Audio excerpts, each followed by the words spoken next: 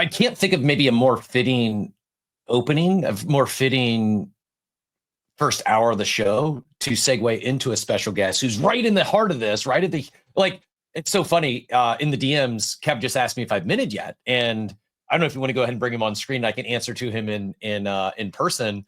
But the answer is no, not because I haven't attempted. I've actually attempted multiple times and I keep losing all my lives. So I've not minted yet, but not because I don't want to. It's because I haven't successfully completed the minting experience. So Kev, I don't know how much of the conversation you've heard this morning, going back and forth between Discord calisthenics and whitelist grinding, allow list grinding, comparing that to minting experience. First of all, before we jump into any of that, first of all, GM, sir, thanks so much for joining us. I know it's been a exciting, busy, exhilarating, maybe last 24, 48 hours. But before we get into any of the nitty gritty, GM, sir, how you doing today? Oh, you're on mute. Okay, that was a fail, but here we are. Thanks, guys. GM, super excited to be here. Like, I've watched you guys for so long, and so it's so awesome just to be here. It's such an honor, honestly. I respect people that have been such a long time in this space, and so yeah, you guys are definitely have earned your stripes here. So yeah, I didn't listen much into the conversation. Sadly, I was on a team call just before this. You're excused. We know you got a few things going on today. It was quite hectic. Yesterday, our start was a little rough, but luckily we got things solved very fast. And yeah, everything was smooth sailing. And overall, very excited. So many amazing posts. It was kind of funny. Like literally the day before, I was like, I feel like something is missing. And I had to think back of like my old marketing days when I used to run a marketing agency. I would usually send, like, if I would close a client, I will always send them a video with like, hey, thank you for buying in. And, I would send them an onboarding process. I was like, why don't we do this stuff here? The day before I was like, we need to record a video. And so this is what I could do in the daytime. That's actually incredible that this was a last minute ad, because that's one of the things I singled out in the first hour that I saw in the time. I'm going to go see if I can find one or two of the tweets I saw beginning rave reviews on the timeline. I mentioned I had a similar experience. One of our friends, Von Frunton, who's a regular here on the show, good friend just in life as well as friend of the show. His brand Vonga, that's an apparel brand. When I unboxed it, there was a card in there. I think it's actually might have been this card back here if you can see the Vonga thing on the ape chain. And I scanned it and it gave me a personalized thank you video, not a thank you note, a thank you video. And I saw several people raving about that nice little touch you added in. And that, when we talk about consumer experience, I guess kind of the TLDR, the beginning, the first hour of the show, it's like we don't have to reinvent all the world. We don't have to reinvent everything here in Web3 just because it's Web3 and it's on chain. It often makes sense to incorporate things that worked well in Web2. This is a perfect example. So hats off. And I love hearing that this was a last minute ad, because I think this is the sort of stuff that it creates that emotional connection. We talk about Apple is, world renowned for having an incredible onboarding experience, and their experience is just, they invest a lot of time, energy, resources, and R&D into their boxes. Like it doesn't have to be the same thing everyone else is doing, but putting that extra love and attention to that purchasing experience goes a long way towards creating ongoing brand ambassadors, promoters, whatever you want to call it. So yeah, sorry for the interruption. We were raving about that a little bit ago, and I love to hear that was a last minute thought that you tapped into your Web2 brain to incorporate into this mint. Yeah, no, I appreciate that. And we've actually cooked something else up that's coming a little later that also, I don't know if you guys saw what happened in the beginning, but we had a little trouble that the mint was set to free for the first 300 people. And then we did a little refund. And so I was last night, let's do something special for these guys. So our artist got to work and he actually created something that will be sent out later today to all the people that were within that first 300 free mints that had to mint again later. So little thing. But I agree. I think taking things to the next level and really trying to get every detail in goes a long way, especially for the people that care, right? Yeah, I think the high effort, like I keep calling it high effort. Like everything you have on your site seems to be fun and lore based, and you're actually working towards building something. The video, again, I did it, and then I thought, like, for a second, I'm like, has this been done before? Am I crazy? And then I see Zeneca has the same thought. I'm like, okay, I'm not crazy. Like this feels like a real experience. the soulbound token, I don't even want to jump over that. The soulbound token was really, it's like, hey, an early supporter, we want to recognize you. We've issued you a soulbound token upon mint. I love that, because even our, like whether it's a allow list or for everybody, it's a way to track the people who did initially say, hey, I'm taking risk on this thing. It could go up, it could go down. I'm jumping up and supporting you. Is that soulbound token going to be issued to all minters or just the allow list minters?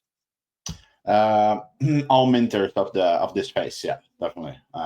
So we've kind of structured our minting phases in a different way, I would say, than we're actually used to in this space, right? And so it definitely has a bit of explaining to do, and we're going to do some updates later today. But we've kind of removed the typical whitelist completely, and so there's only this pre-order, pre-sale phase that is happening right now, and after this, just everything will go to public. And yeah. I'm curious, was this pre-sale, like the structure, the mechanics of having pre-sale, then first come, first serve, and then public, was this the plan all along? Or did you see the success Good Vibes Club had with their approach similar to this and decided to bring this into yours? I'm just not trying to make a comparison, or I'm curious if this is how you were thinking, or if you saw what they did and decided to run with it.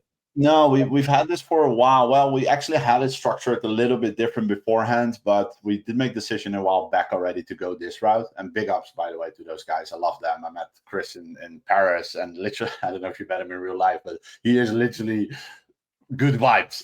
Like if you meet him, he hugs you. He has the best energy ever. Like it's so fitting that he built this brand. Like it's crazy. But no, it was there already for a while. We kind of looked at a couple different things, like abstract being there, a lot of new people being new to the experience of abstract, having to bridge, having to, a global wallet, there's an EVM, there's so many things. And so we wanted to make sure that people had enough time so we can, jump on support tickets and walk people through the experience, right? Because literally, like, people are like, but do I send money from my MetaMask ETH to global wallet? They're like, no, don't do that. Let's first bridge, right? And we actually walk them through. And so we wanted to have a bit more time for that rather than have a rushed, full-on FOMO phase. But I do think that those parts are also very important of the full experience. And so that's why we kind of looked at how can we restructure this a little bit and make sure that we have enough time, for doing this. And I think momentum is very important. And so we've also tried to look at how can we structure things so that we keep the momentum to the highest. And I do feel that with whitelist, even sometimes momentum get lost, right? And so why do we even do that? Why don't we just jump into a public phase? And I actually love, like the other day, I got a message of somebody who's like, I would love to purchase 100 of your NFTs, right? Like, can I just buy 100? And he's like, but I don't want to grind for the whitelist and get involved, and I'm just a collector, right? And I think for those people, it's like, obviously they're secondary, but also, that's why I like a public sale. You don't have to do anything. All you have to do is you go there, you purchase. That's it. It's decentralized, everybody free for all. Whoever wants to buy, go and purchase whatever you want. And I always love that. I actually love that idea always, and I think abstract is the right chain for it as well. And so yeah. Can you talk about that part of it? Why? And actually, it's funny. Like, let's do this, because I want to talk about why abstract. I want to talk about that first 15 minutes of it, because I just want to look into a team when that goes on. But before we get to that, I realize for those who are listening, I think most people at this point are familiar. But those who aren't familiar, can you give them sort of like what it is you're actually building? Yeah, sure. Our vision is to build a decentralized, or more fan-powered anime franchise, right? And I guess that starts here in Web3, where we have these NFTs that we issue, and there's an identity, and people can wear those as PFPs, and hopefully they love the art and they want to represent it. And we'd love to distribute like licensing rights and IP rights so they can actually build under the umbrella of. But there's also the whole anime part of it, where I think that anime fans usually want more from their favorite brands. They want more interactions. They want more involvement. And I think that at the core, these last sort of almost 2 years, when we made the decision to go this route with our brand, we're like, okay, if we want to build a successful anime franchise, like, what do we need, right? And then we very much came to the conclusion we need main characters, we need a story concept, we need to build a world that has rules and storylines. And so we very much focus on creating those fundamentals so that once we're ready, we can start expanding this through different mediums like animations, or maybe at some point movies or series or games. And so and so very much where we are a Web3 native brand. Like, we're born from here. We launched a first collection over 3 years ago that lives on the Ethereum blockchain. It sits around 1 ETH. It's a very art-focused collection, actually. It's a badge, and people can choose to upload with a photo. And my brother hand draws an anime character based on your face. We've drawn over 150 people into anime characters that are going to be part of like the larger brand. And our whole thesis there was, we want to reward the community. And in our way to do that is to honor them, right? Because even though I love all the PFPs and, you know, all the animal pictures, we felt like we should be creating it around the actual community itself and just draw them. And so, yeah, and these badges are very important to us. Those are the people that, you know, funded the first part of the franchise. They have supported us. They helped build with us. And so, yeah, I guess sort of the vision is to expand into anime, into that vertical, right, with stories, but at the same time have this core community building with us. And yeah, we've got some amazing people in the community. One is opening up a pop shop with doing a sushi stand with all the characters. And, you know, like, I'd love people to build under the umbrella of and have this sort of decentralized organization IP structure, right? Yeah, in a lot of ways, you are building it's a little different than any anime brand we've seen in Web3, where, and I'll give you an example, because I'm going to ask an anime follow-up question, kind of a nerdy one, but like I got into anime by proxy. My daughter's a big My Hero Academia fan. My son is a huge One Piece fan, and they'll watch other ones, but like those are their like home base animes. Like new My Hero Academia movie comes out, boom, Friday night, first thing we're doing is seeing that as a family in the theater. And it's interesting to me, like, this idea of my son builds his own stories regularly, and he makes this combination of characters where he's like, the kid, actually, it's bizarre because he'll tell me a story and I'll think he's just making it up as he goes. And then I hear him we're walking our dogs, and he's telling my wife the exact same story. Like, he is ingrained, and it's got Luffy, and it's got, you know, Deku, and it's got all these different mix and matches and things. And we've never quite seen anybody build and just say, hey, like, tell your stories, build your stuff, almost like the way Bored Ape Yacht Club does with their IP, but around this major thing, which is only going to serve to, I think, continue to promote the brand. So I love the way that you said that. And I want people, like, as they're listening, to understand that, like, when someone says, well, why would someone build it on an anime brand? That just shows maybe you don't know anime, because those people who are in anime have this fan fiction that they're doing. So I love that you're building around that. With that said, with the characters you're building, was it hard to do the art as an anime fan? Because it's like, you want those things to feel really good, really well done, because, you know, people take, like, it's one of those industries where until my kids got into it, I didn't realize how seriously people took it. And now I do. So what was it like doing the art structure for it? Because the art looks great, but like, as an anime person, you want to make sure you get that right. Does that make sense? Or was it arduous, or was it easy? Yeah, well, if you would ask me, it's super hard. I'm not the artist. I have, you know, in Holland we say if you're not good in something, you have two left hands. I don't know if you can say that in English as well, but I'm definitely not good with art. Like, I would say I'm the opposite. My oldest brother was our creative director. I work with this on my two brothers, and my oldest brother has been drawing since, we were little. He's been drawing anime since at least, like, for many years. Like, he's probably about 45 or something. I don't even know his age. And he used to be very active in the anime scene. He would be on all the conventions, and he would have his own booth there. And he was actually building an anime business, creating his own manga. And so I would say he's just so good in his craft. Like, I'm his biggest fan for sure. And yeah, I'm always surprised how good he is in expressing, like, what it is that we want to create. And so initially, when we created the brand, we created all the main characters. It was one of the first things we did, because main characters are just very important. And we also felt that was missing in Web3. Like, there's a lot of media franchises, and obviously, in a way, the PFPs and the community are the main characters in the storyline of Web3, right? But if you want to expand it, you need those. And so, those were one of the first things we created. And then we started working on, like, the whole collection that's upcoming. Then we started releasing, and it's interesting because we took quite a long time on creating it, because while we were writing story, we've been creating the collection. And so if we would be like, okay, we want to create a trait, and it's like, okay, we need to write story for the universe first, because that trait has to be in the universe later as well. And so we've done a lot of pre-work so that a lot of these traits will be ready. And so, yeah, it's an interesting, because you never know what's going to resonate, right? And so you're just trying to create from a place of love, and just trying to improve yourself and create something that you think is really awesome, and then hopefully people love it as well, and it hits. Yeah, and I think sort of with the collection, if that's the one that you mean as well, like the main collectible, we've tried to come up with a sort of new angle that's a bit more dynamic.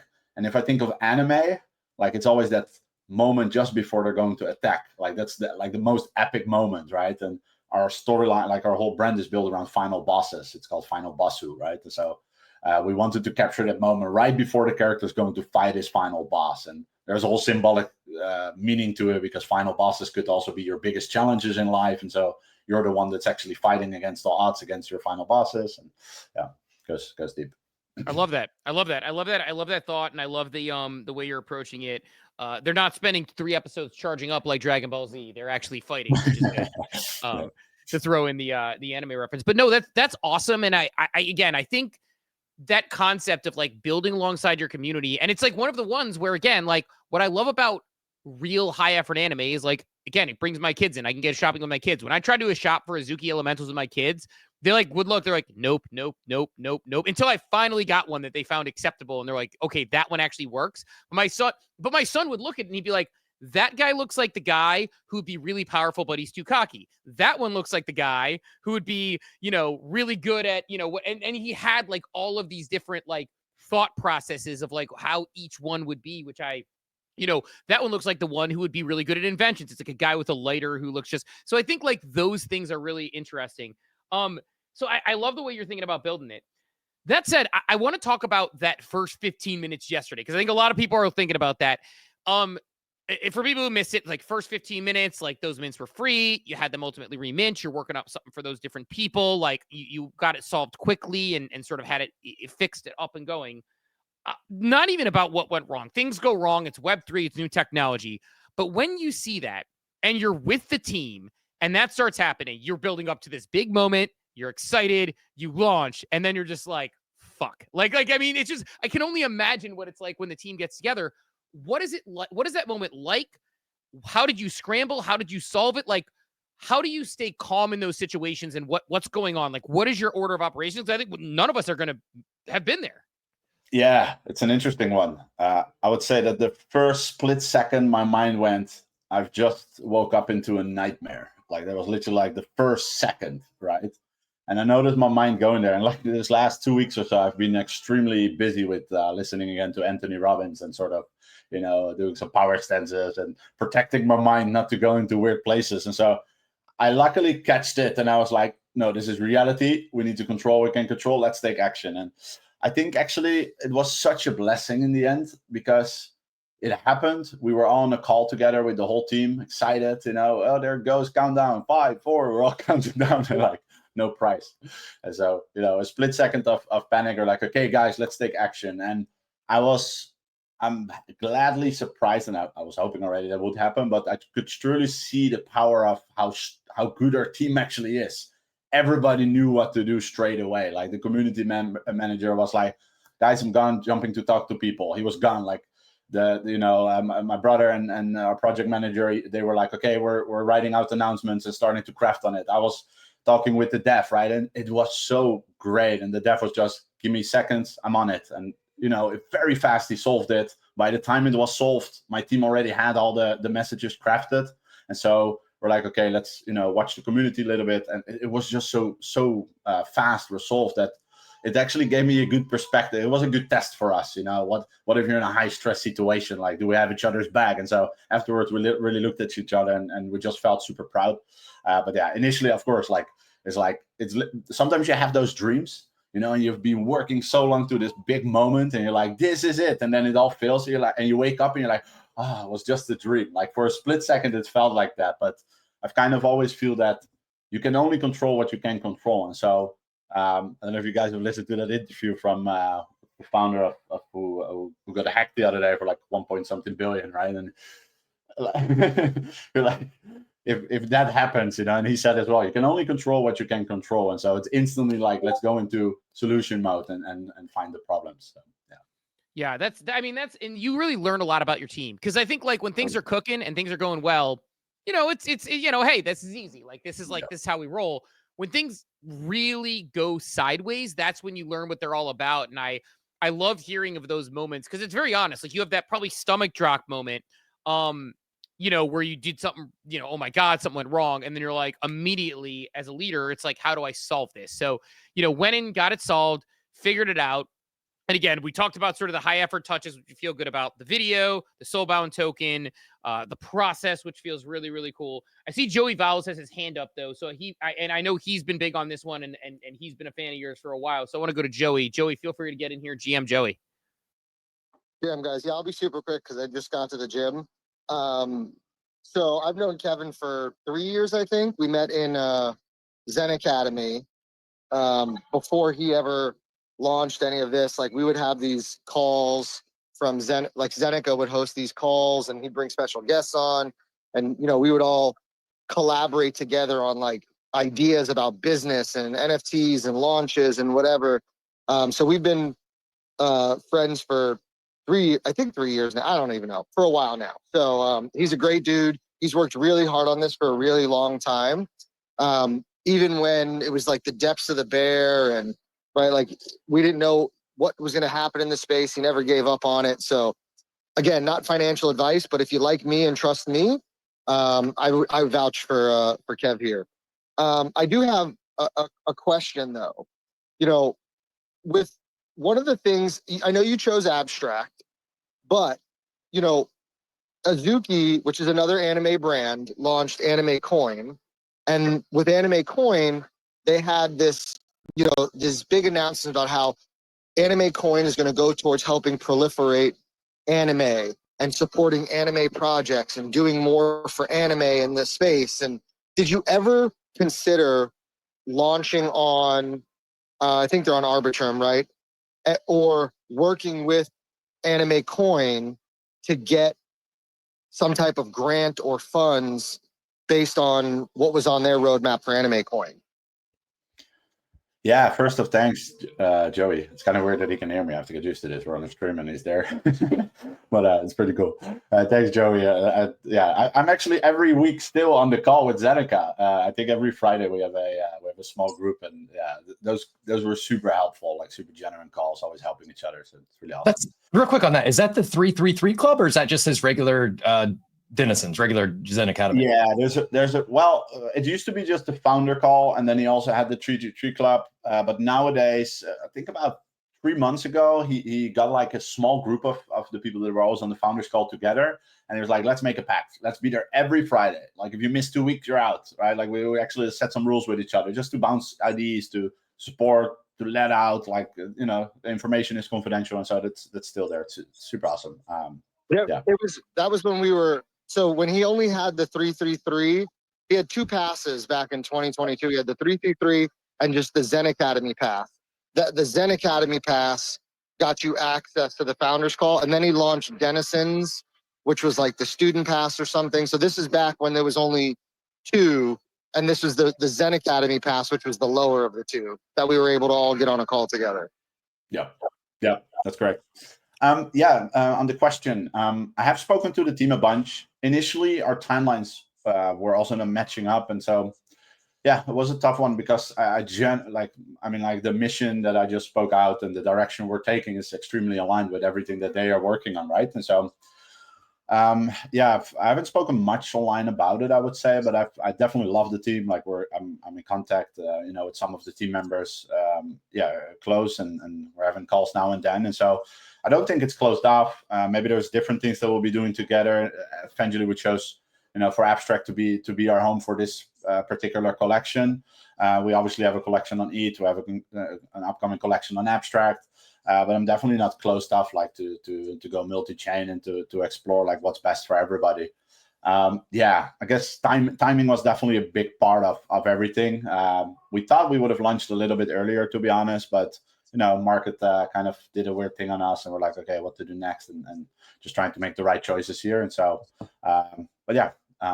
we'll see. Like, I'm definitely excited about everything they're doing, and I love the team. I love the thing that Steve spoke about before as well, like high effort and like high attention to details. Like the Kazuki is definitely in the top of all the brands in the space that does that, right? Like they're always working out everything to the T, and so there's nothing but respect for them. And yeah, hopefully we're gonna do something with them. I think it will fit right into everything that they have going on. And if we can build a decentralized anime serial together or something, that will be freaking dope. Yeah, it's like you see the streaming platform on here, you wonder what they could do with something like that. Sorry, Joe, I didn't mean to jump on you. Go ahead and get back in. Real quick, because we've heard it said different ways. Is it Bosu or Bosu? Well, I guess where you're from, it's the question, but I would say yeah, you can say both, but it's actually Final Bosu, I would say, but I guess some people, Americans usually say Final Bosu, I think. And my name is Kev, right, Kevin, actually, but I like 2 years ago I just called myself Bosu Kev because everybody in the community was calling each other Bosus, and I thought like I'm just gonna brand this Bosu name till the end of days, and then everybody will remember. Bosu. Bosu, yeah, I guess so. Final Bosu, yeah. Yeah, it's funny because I initially thought it was Final Boss and was saying Final Bosu. Then I heard someone correct me and say Bosu, and I was like, I guess I was wrong, but I guess I was right. So I love that. With that said, and I know you got a busy day, so I'll ask you a couple more and let you get out of here. But I think like the other thing I guess like I have to ask is like obviously you built things before, you continue to build things. Like, do you ever think to yourself like about like what are some of the challenges about being a builder in Web3 versus just a participant that come to mind for you, especially as you enter new mints? Because it feels like it is a really, really tough job. And it's like you cross this chasm and now you've entered this thing that becomes hopefully your life's work. Is there any nervousness as you continue to do, more mints, more, collect more, more work in this world? Or is it exciting, but are there that come along with it when you're doing something like that?